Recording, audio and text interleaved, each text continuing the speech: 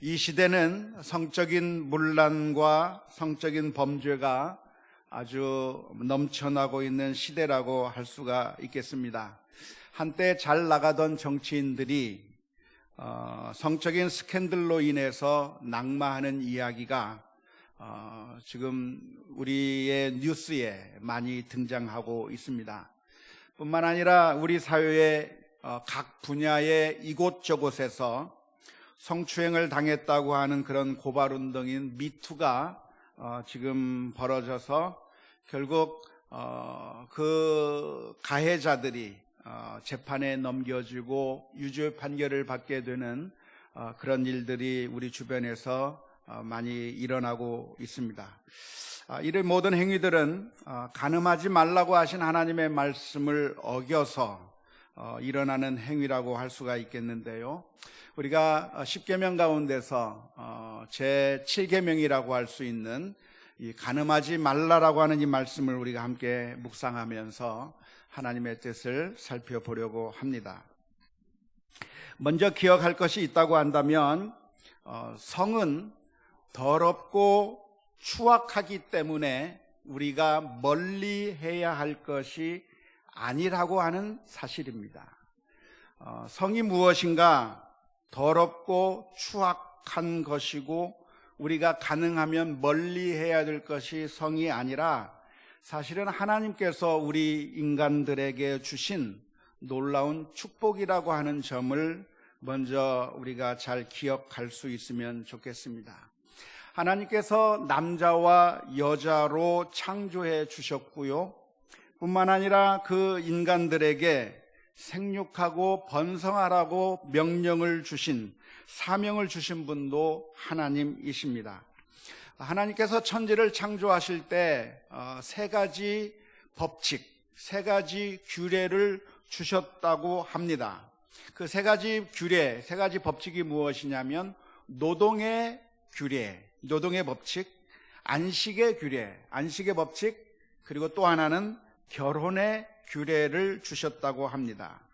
그러니까 우리가 보통 생각하기를 영적인 일, 신앙적인 일, 우리가 주님을 섬기는 일, 예배하고 찬송하고 기도하는 일은 아주 거룩한 것이지만 그렇게 하나님 앞에 예배하고 찬송하고 경배하고 하는 영적인 일이 아닌 이 세상의 일을 하는 것은 흔히 그것은 세속적이고 더러운 것이고 별로 가치가 없는 것이라고 생각하는 그런 경향들이 우리들에게 많이 있습니다.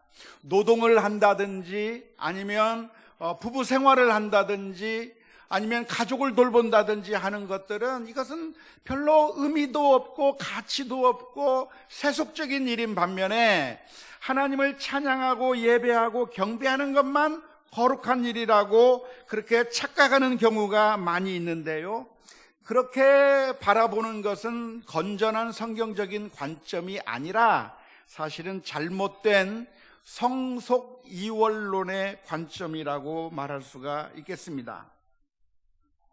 보통 우리 사람들 가운데는 성속 이원론 혹은 영과 육의 이원론의 사고방식에 잡혀있는 사람들이 많아서 무엇이 거룩한 것인가? 영적인 일, 거룩한 일을 하는 것은 괜찮은 일이지만 육적인 일을 하고 이 세상의 일을 하는 것은 아주 더러운 것이고 별로 가치가 없는 것이기 때문에 육체라고 하는 것은 무엇인가? 절제해야 되는 것이고 그것은 억눌러야만 하는 것이고 오히려 영적이고 고상한 일을 하는 것만이 그것이 가치 있는 일이라고 생각하는 그런 경향들이 많이 있는데 사실은 그것은 성경적인 관점이 아닙니다. 헬라 철학자들 가운데는 흔히 그러한 관점을 가지고 있는 사람들이 많았습니다. 우리가 잘 아는 것처럼 플라톤이라고 하는 그런 철학자가 있었는데 그 철학자는 모든 것을 이원론으로 보았습니다. 그래서 육체를 가진 것 그리고 이 세상적인 것 이것들은 다 가치가 없는 것이고 정말 중요한 것은 무엇인가? 이데아의 세계, 영적인 세계, 그런 누메나의 그런 세계가 진짜 좋은 것이기 때문에 사랑도 육체적인 사랑은 별로 가치가 없는 것이고 진짜 사랑은 무엇인가? 플라토닉 러브. 그런 정신적으로 하는 사랑이야말로 진짜 사랑이라고 주장한 것이 바로 플라톤의 관점인데요. 그것은 성경적인 관점이 아니라 사실은 헬라 철학적인 관점이라고 말할 수가 있겠습니다. 사람이 결혼하지 않고 혼자 사는 것, 독신으로 사는 것은 사람들이 아주 고상하게 생각하는 경향이 있어요.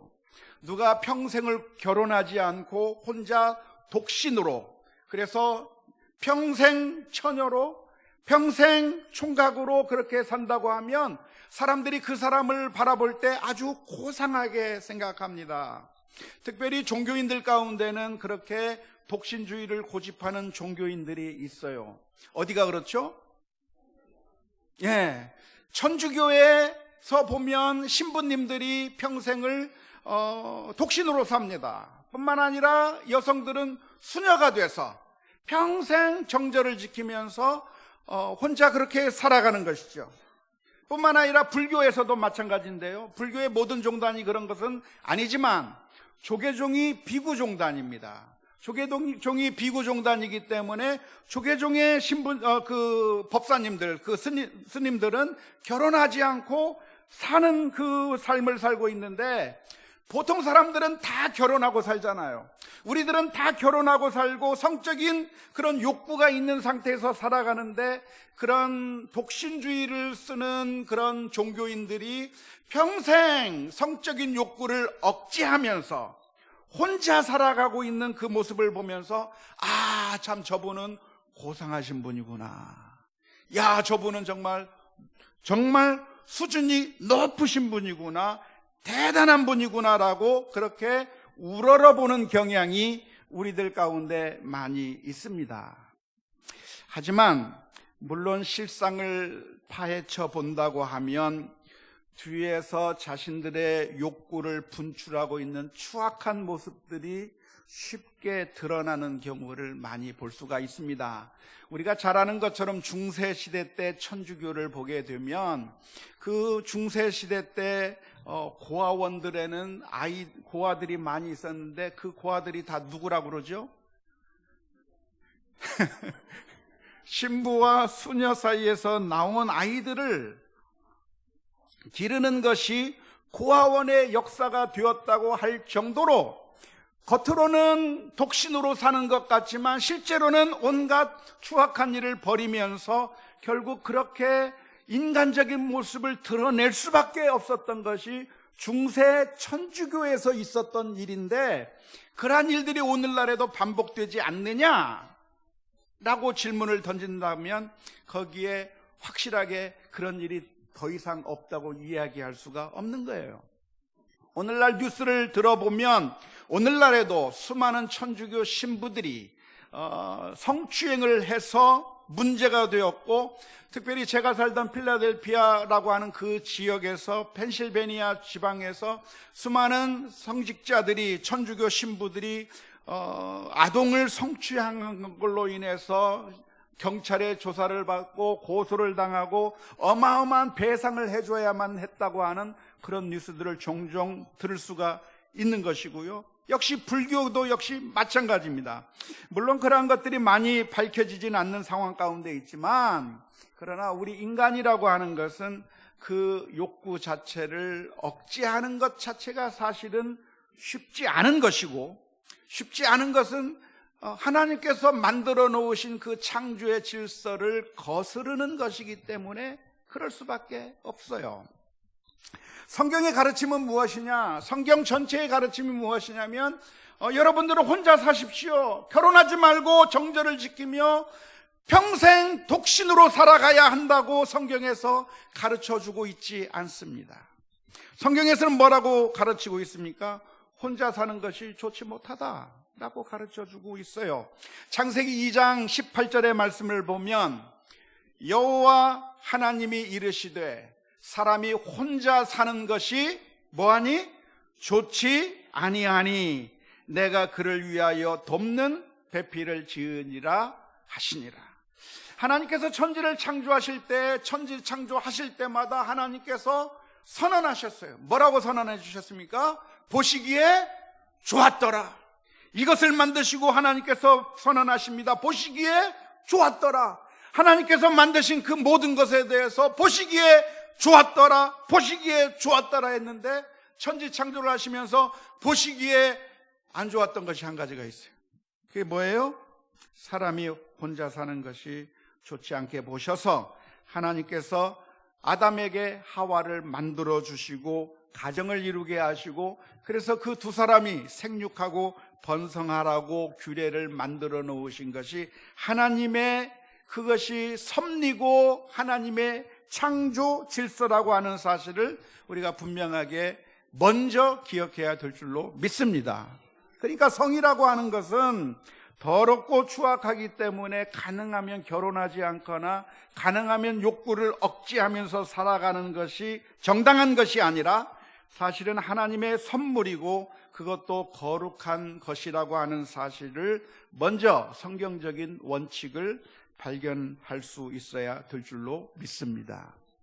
성경에서 그런데 제7계명에서 간음하지 말라고 말씀해 주시는 것은 성적인 관계 자체를 다 금하는 것이 아니라 그 성이라고 하는 하나님의 축복을 누려야 할 그 범주가 어디에 있는가에 대해서 말씀해 주시는 겁니다.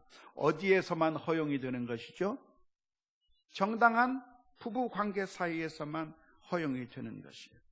정당한 부부 관계 속에서 성적인 관계를 누리게 될 때 그것은 거룩한 것이 되고 정말 행복의 도구가 되는 것이고 하나님의 축복을 나누게 되는 그런 아주 귀한 방편이 되는 것이죠. 그런데 하나님께서 정하신 그 범주를 벗어나 버리면 그것이 죄가 되어버리는 겁니다. 간음이라고 하는 것은 정당한 부부의 관계 속에서 일어나는 성적인 관계 이외에 그 밖에서 일어나는 모든 잘못된 관계를 가리켜서 간음이라고 하는 것이고 하나님께서 그것을 엄하게 금하고 계시는 것입니다. 사실 이 세상의 모든 것들이 하나님께서 세워놓으신 법칙 속에서 움직인다고 한다면 우리들에게 유익이 되지만 하나님께서 세우신 그 법칙을 넘어서서 움직이게 된다면 그것은 우리들에게 저주거리로 변해버리는 겁니다. 식욕 자체가 죄인가요? 식욕 자체가 죄는 아니죠. 배가 고프면 먹고자 하는 욕구가 생기는 것은 당연한 것이고 자연스러운 것이고 하지만 그것이 과도해서 그 식욕 자체가 너무나도 커서 그래서 내게 주어진 것을 먹는 것이 아니라 내게 주어지지 않는 것을 먹는다고 하면 그것은 무엇이 되죠? 죄가 되는 것과 마찬가지입니다. 성욕도 역시 마찬가지인데요, 하나님께서 정하신 그 바운더리 속에서 이루어지는 것이 아니라 그 정확한 범주에서부터 벗어나게 되면 그것은 잘못된 것인데 하나님께서 금하시는 것은 바로 그런 것이라고 하는 사실을 기억해야 될 줄로 믿습니다. 잠언서 5장 15절부터 18절의 말씀에서는 이렇게 표현합니다. 너는 내 우물에서 물을 마시며 내 샘에서 흐르는 물을 마시라. 어찌하여 내 샘물을 집 밖으로 넘치게 하며 내 도랑물을 거리로 흘러가게 하겠느냐. 그 물이 내게만 있게 하고 타인과 더불어 그것을 나누지 말라. 내 샘으로 복되게 하라. 내가 젊어서 취한 아내를 즐거워하라. 비유적인 표현으로서 이런 말씀을 해주시는 것인데요, 하나님께서 주신 그 축복의 관계 가운데서 이루어질 때 거룩하고 복되고 행복의 방편이 되는 것인데 그러한 하나님의 그 범주 밖으로 넘어가게 되면 그것이 우리들에게 죄가 되는 것이라고 하나님께서 말씀해 주시는 것입니다. 하나님께서 왜 간음을 금하셨을까요? 왜 간음죄를 범하지 말라고 말씀하시는 그 이유가 무엇이겠습니까? 그 이유는 딱 하나입니다. 하나님께서 우리를 사랑하시기 때문에 그래요. 성경에서 나오는 모든 질문에 대한 답은 하나뿐입니다. 하나님께서 왜 이렇게 행하셨는가? 하나님께서 왜 기도에 응답하지 않고 하나님께서 왜 이런 시련을 내게 주시는가? 그 모든 대답이 다 하나예요. 하나님께서 나를 사랑하시기 때문에 그렇죠. 이와 마찬가지로 하나님께서 간음을 금하시는 이유가 무엇이냐면 하나님께서 우리를 사랑하시기 때문에 그렇습니다. 그래서 우리가 성적인 그 쾌락을 하나님께서 허용하시는 범주 내에서 누리고 행복을 느끼는 것이 아니라, 그건 정당한 것일 수 있겠는데, 그것을 넘어서서 이 성적인 쾌락이 나의 우상으로 바뀌어 버리는 것을 하나님께서 원하지 않으시기 때문에 간음을 금하시는 겁니다.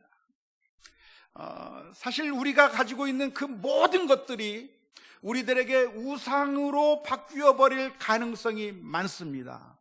돈도 우리들에게 나쁜 것이 아니라 좋은 것이죠. 우리가 살아가는 데 있어서 필요한 것이고 그것이 있으면 우리들에게 유익한 것인데, 그 돈이라고 하는 것이 어느 날 우리들에게 우상이 되는 그 순간 우리는 돈의 노예가 되어버리는 것이고, 그 돈이 우리를 착취하게 되고 우리를 아주 피폐하게 만들어서 우리를 죽여버리는, 고통스럽게 만드는 그런 돈을 우상으로 만들 때 나오는 결과가 아주 비참한 것이죠.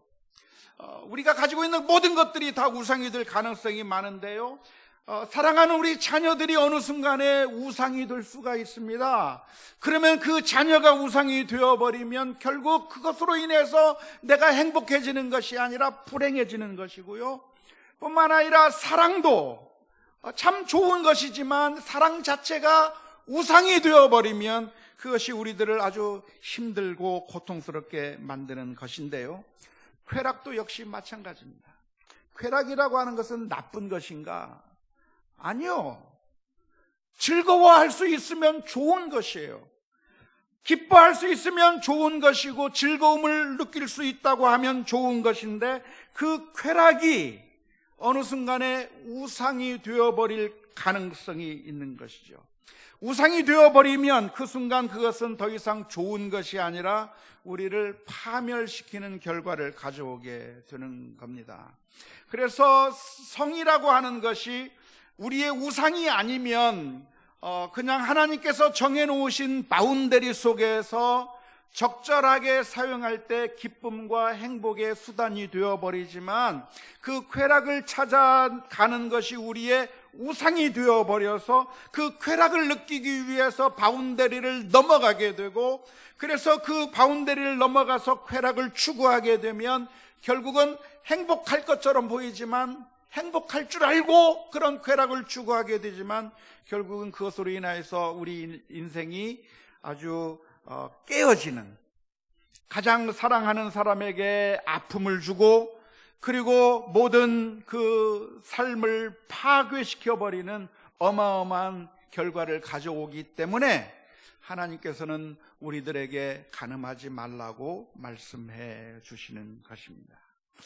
간음이라고 하는 죄를 지을 경우에 그것을 죄를 짓는 그 순간에는 달콤함에 취해서 그것이 그렇게 나쁜 것인 줄 잘 모르겠지만, 그러나 그것은 마치 마약과 같이, 그리고 도박과 같이, 술과 같이 당시에는 그것에 취해서 괜찮을 것처럼 생각되지만 결국에는 우리를 비참하게 만들어버리는 결과를 가져오게 되는 겁니다. 하나님께서는 그 위험성과 그 파괴적인 결과를 아시기 때문에 우리가 간음하는 그 단계로까지 넘어가는 것을 하나님께서 금하고 계시다고 하는 사실을 기억하면서 이 말씀을 우리가 마음속에 깊이 새길 수 있기를 주님의 이름으로 축원합니다. 간음이란 죄는 무엇인가? 간음이라고 하는 죄는 죄 가운데서도 중한 죄에 해당합니다. 죄의 경중이 있느냐라고 하는 질문을 던져보면 대답을 yes and no 라고 대답을 할 수가 있겠는데요. 죄는 한편으로는 경중이 없습니다. 왜냐하면 모든 죄는 다 하나님 앞에서 영원한 심판을 받을 만한 충분한 죄이기 때문에 그렇습니다.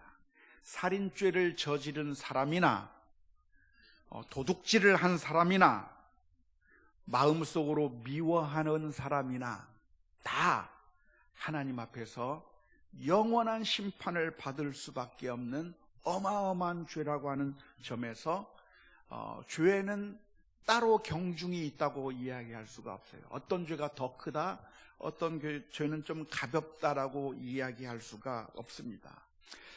그래서 모든 죄를 우리가 다 그런 관점으로 바라봐야 되는데요, 모든 죄가 다 심각한 것이라고 하는 관점으로 바라봐야 되는데 바리새인들은 그것을 착각했어요.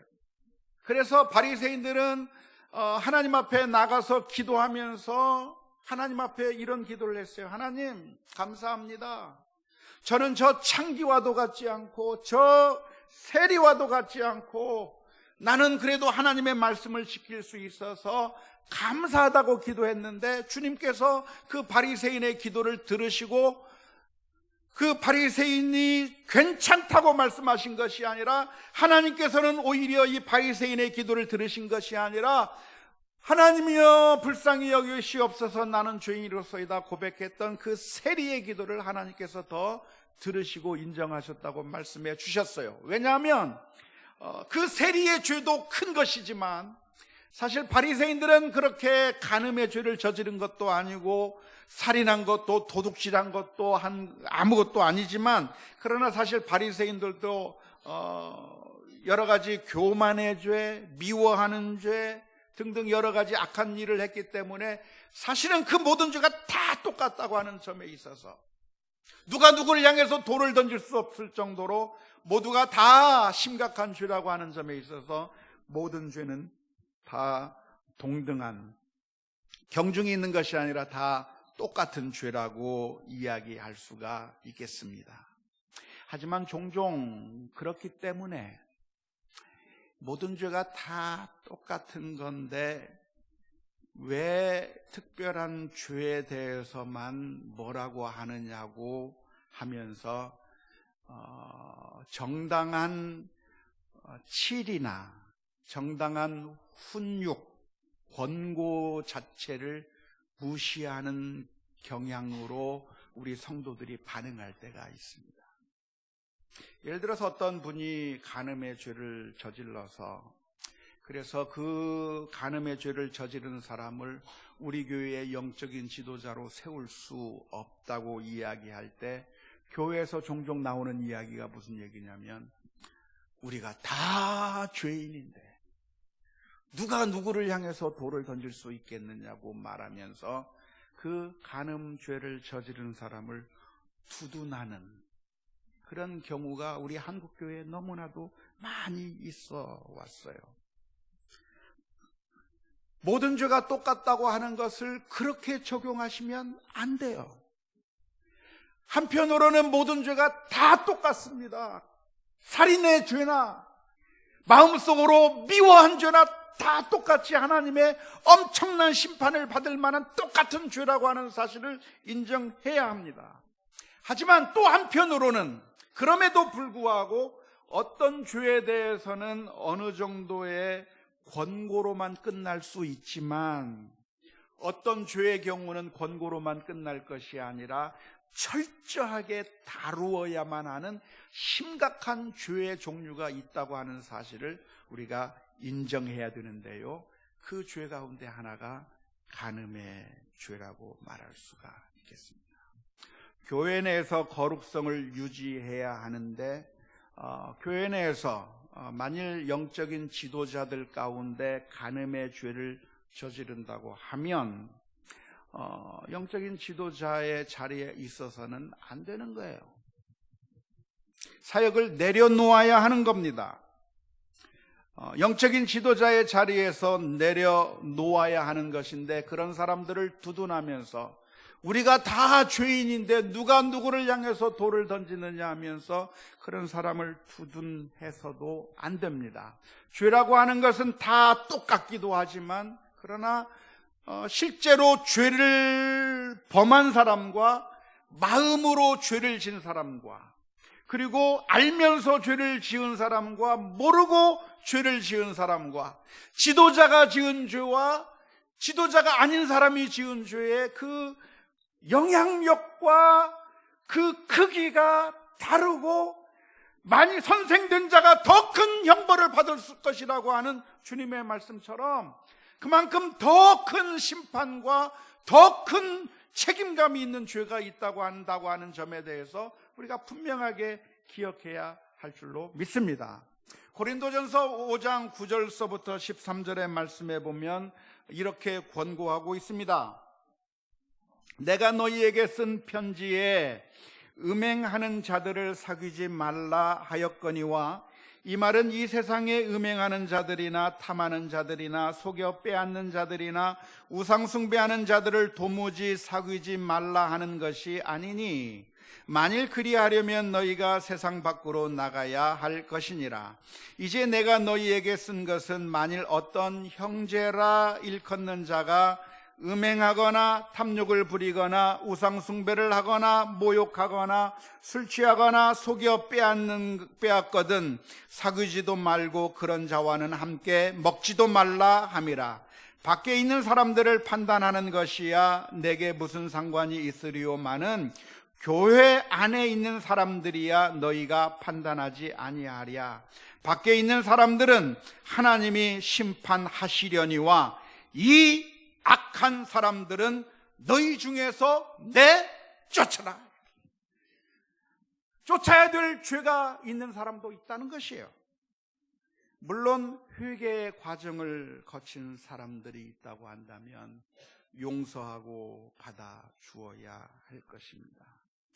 예수 그리스도의 복음은 그 어떤 심각한 죄라고 할지라도 진실로 회개한 사람이 있다고 한다면 하나님의 용서를 받지 못할 수 없고, 하나님의 은혜는 그 큰 죄악을 저지른 사람에게도 임할 것이고, 그렇기 때문에 진정한 회개가 있다고 한다면 성도로 받아주어야 할 것입니다. 하지만 성도로 받아준다는 것과 그러한 사람을 영적인 지도자로 세운다고 하는 것은 별개의 문제입니다. 영적인 지도자는 회개했다고 할지라도 함부로 다시 영적인 지도자로 세워서는 안 되는 것이고, 아주 극히 예외적인 경우에 한해서만 다시 세워질 수 있는 것이지, 함부로 세워서 복음이 훼손되게 하는 일을 해서는 안 될 것이라고 할 것입니다. 따라서 이 간음의 죄라고 하는 것이 다른 죄도 물론 다 심각한 죄지만 이것이 아주 큰 죄라고 하는 사실을 우리 성도들이, 우리 모두가 다 기억해야 되고, 특별히 영적인 지도자의 위치에 있는 사람들은 더 심각하게 기억해야 할 줄로 믿습니다. 오늘날의 세대는 간음의 죄는 처벌하지 않는 것이 오늘날의 사회적인 경향입니다. 요즘의 사회는 다른 사람들에게 피해를 입히지 않으면 실제적으로 어떤 정신적이거나 그리고 어떤 것이 입증할 만한 피해나 아니면 물질적인 그런 피해가 없다고 한다면 형사 처벌을 하지 않는 경향이 이제 앞으로 계속되는 그 경향이기 때문에 이미 간통의 죄는 처벌하지 않는 것으로 우리나라에서 바뀌었습니다. 앞으로 법은 더 바뀔 것이고, 앞으로는 뭐 이런저런 음행에 관련된 죄들은 아마 대부분 다 무죄로 그렇게 처리가 될 가능성이 많습니다. 하지만 이 사회가 어떻게 돌아가든지 간에 우리 성도들은 우리 자신을 하나님께서 주신 그 거룩한 그 바운더리 속에서 있어야 한다고 하는 사실을 분명하게 기억해야 될 줄로 믿습니다. 더 나아가서 간음의 죄는 실제로 실행에 옮기지 않았더라도 마음속으로 죄를 지어서는 안 되는 것이죠. 하나님의 마음은 무엇인가요? 우리의 마음이 빼앗기지 않기를 원하시는 겁니다. 사실 모든 것이 마음에서부터 비롯된 것인데요, 하나님의 말씀에 순종하면서 살아가는 것이 아니라 우리 마음에서부터 벌써 하나님의 말씀을 어겨가면서 음욕의 마음을 품었다고 한다면 주님께서는 그것은 이미 간음의 죄를 저지른 것이라고 말씀해 주셨습니다. 마태복음 5장 27절 28절의 말씀인데요, 또 간음하지 말라 하였다는 것을 너희가 들었으나 나는 너희에게 이르노니 음욕을 품고 여자를 보는 자마다 마음에 이미 간음하였느니라 라고 말씀해 주셨습니다. 그러니까 음탕한 눈으로 이성을 바라보게 된다고 하면 그것은 실제적으로 간음의 죄를 저지르지 않았다고 할지라도 하나님 앞에서는 이미 간음죄를 저지른 것과 같다고 말씀해 주시는 것인데요, 그것은 우리가 이성을 보면서 순식간에 스치는 그런 음욕과 같은 생각이 떠오르는 것 자체를 정죄하는 것은 아닙니다. 그것은 불가능하죠. 우리가 그런 단계까지 갈 수 있는 방법은 없어요.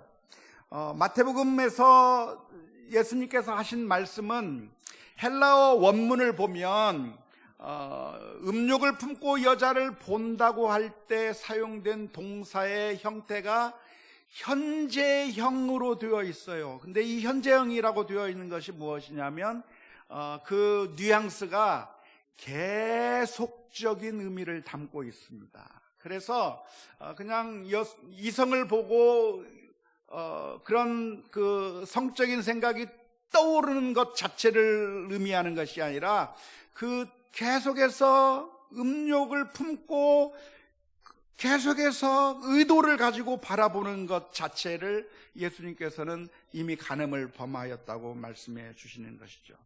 우리가 살아가면서 나쁜 생각이 떠오르는 것 자체를 막을 방법은 있나요, 없나요? 없어요. 좋은 물건을 보고 저거 가졌으면 좋겠다고는 탐욕적인 마음이 생기는 것, 도둑질하고 싶은 마음이 생기는 것, 또 죽여버렸으면 좋겠다고 하는 미워하는 마음이 순식간에 드는 것, 그리고 음욕의 생각이 순식간에 드는 것 자체는 우리가 막을 방법이 없어요. 그것은 우리의 마음을 우리가 스스로 컨트롤할 수 없기 때문에 그렇습니다. 우리의 마음이라고 하는 것은 내가 컨트롤한다고 해서 컨트롤되는 것이 아니고, 우리가 보면 견물생심이 되는 것이고 음욕이 솟는 것이고 미워하는 마음이 생기는 것이 가능한 것인데, 여기서 예수님께서 말씀하시는 것은 그런 생각이 떠오르는 것 자체를 죄라고 말씀하시는 것이 아니라, 그런 생각이 떠올랐는데 그 떠오른 생각을 가지고 계속해서 음탕한 눈으로 바라보는 것이죠. 한 번 보는 것이 아니라 계속해서 보는 것이죠. 그래서 마틴 루터는 이런 이야기를 했습니다. 새가 당신의 머리 위로 날아가는 것은 막을 수 없다. 새가 당신의 머리 위로 날아가는 것은 막을 수 없지만 그 새가 당신의 머리 위에 둥지를 트는 것은 막아야 한다. 우리의 마음 가운데 기분 나쁜 생각이 들 수 있어요. 우리들의 마음속에 탐욕적인 생각이 잠시 떠오를 수 있어요. 우리들의 마음속에 음욕이 잠시 떠오를 수 있어요. 하지만 그것이 떠오른 것까지는 어쩔 수가 없다고 하더라도 그것을 계속적으로 발전시켜서 머릿속으로 상상을 하고 또 의도를 가지고 생각을 한다면 그것은 죄가 될 것이라고 말씀해 주셨습니다. 자, 어떻게 하면 좋겠습니까? 어떻게 하면 우리는 거룩한 삶을 살 수 있을까요? 하나님께서 우리에게 주신 성이라고 하는 축복의 도구를 어떻게 사용하면 제7계명과 같은 그 죄를 저지르지 않을 수가 있겠습니까? 그것은 우리가 성경적인 원리로 돌아갈 때 가능합니다. 방법은 단 하나예요. 부부가 서로 사랑하고 아끼고 그리고 친밀한 관계를 발전시키고 유지해 나가는 것이 아주 중요합니다. 남편을 사랑하시고 아내를 사랑하셔요. 그 관계를, 사랑의 관계를 발전시켜 나가야 합니다. 그런데 왜 우리는 그렇게 하지 못하는가? 지금까지 결혼해서 수년을 살아오면서 남편으로부터 받은 이런 상처, 저런 상처, 아내로부터 무시당하고 인정받지 못해서 받은 이런 상처, 저런 상처들 때문에 안타깝게도 우리 가정들은 남편과 아내를 향해서 서로 마음의 문을 닫아버리고 그리고 닫아버린 그 문을 다시 열지 않고 그렇게 살아오고 있는 것이 우리들의 모습입니다. 그때 했던 말 한마디, 그때 보여주었던 행동 하나가 내 마음에 상처를 주어서 그 분야에 대해서는 이미 내 마음의 문을 닫아버리고 또 저 문을 닫아버리고 또 이런 문 저런 문들을 다 닫아버리기 시작하면서 그 관계가 개선되지 않고 쭉 지내오게 되는 것이 우리들이 흔히 경험하는 문제. 나만의 문제가 아니라 우리 모두의 문제. 그래서 우리는 너무나도 상처를 많이 받은 나머지 어떤 부분에서는 열려있지만 이렇게 또 닫아버리고 저렇게도 닫아버려서 그 관계가 삐걱삐걱거리고 그런데 그것 깨지도 못하고 그냥 그 관계로 어정쩡하게 한 해가 지나고 두 해가 지나고 몇 년이 지나오는 겁니다.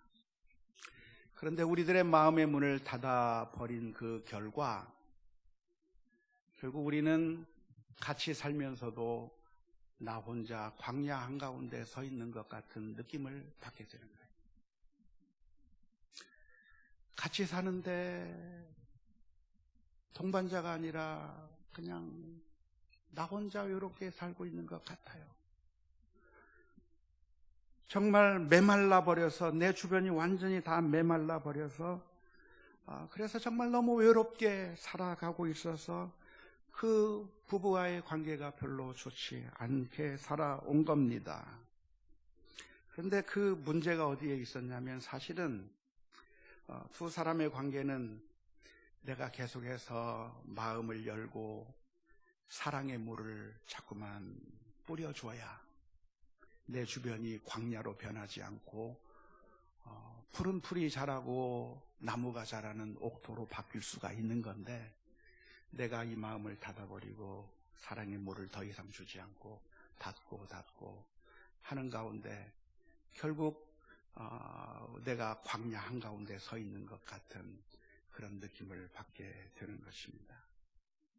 그래서 하나님의 말씀에 순종하기 위해서는 비록 전에 상처를 받았다고 할지라도 내 마음의 문을 열고 또 똑같은 상처를 받을 수 있는 가능성이 있음에도 불구하고 사랑의 물을 내 주변에 뿌리기 시작해요. 다 말라 비틀어진 그런 황량한 광야 같은 내 주변이 내가 마음을 열고 물을 뿌리고 또 뿌리다 보면 거기서 풀이 솟고 열매가 맺히고 좋은 관계가 회복되게 되는 그 결과를 맞이하게 될 겁니다. 내가 마음의 문을 닫아버린 그 결과 나에게 유익할 줄 알았던 내가 상처받고 싶지 않아서 닫았지만 그 결과는 내게 치명적이고 결국 내가 광야에 서 있는 것 같은 느낌을 받게 될 겁니다.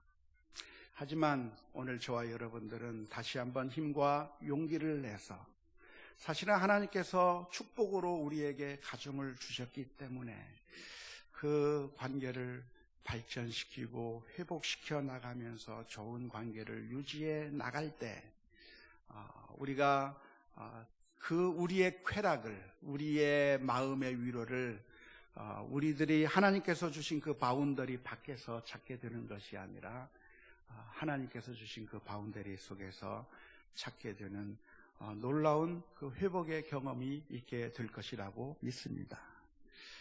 사실 우리 주님께서 우리를 향해서 그런 놀라운 은혜를 베풀어 주셨어요.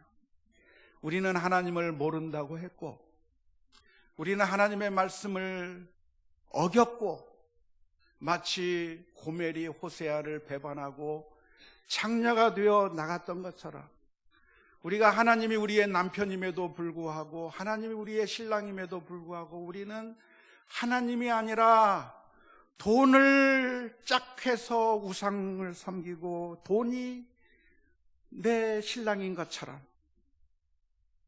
권력이 우리의 신랑인 것처럼 하나님이 우리의 신랑이 아니라고 생각해서 우리는 하나님을 배반하고 이 세상의 우상의 길로 딴 남자를 찾아 헤매는 창기들처럼 우리가 이 세상에서 방황하며 살았습니다.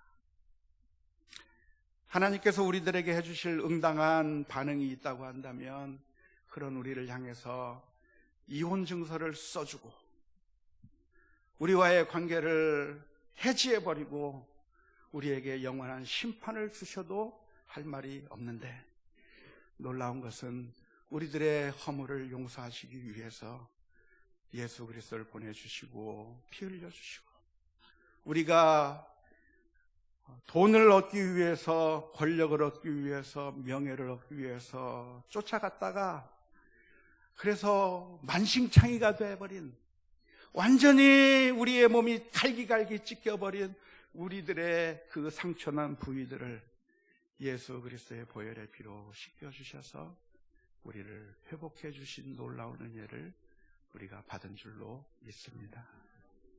그래서 하나님의 말씀, 간음하지 말라라고 하는 이 말씀은 사실은 내가 간음하지 않고 참고 있는 것으로 끝나는 것이 아니라, 사실은 하나님께서 우리들에게 주신 그 아름다운 부부관계의 회복을 주 안에서 누림으로 말미암아 진정으로 성취하는 것이라고 하는 사실을 기억하며 온 가족들이, 우리 온 가정들이 주의 은혜 가운데서 회복되는 놀라운 은혜의 역사가 있을 수 있기를 주님의 이름으로 축원합니다.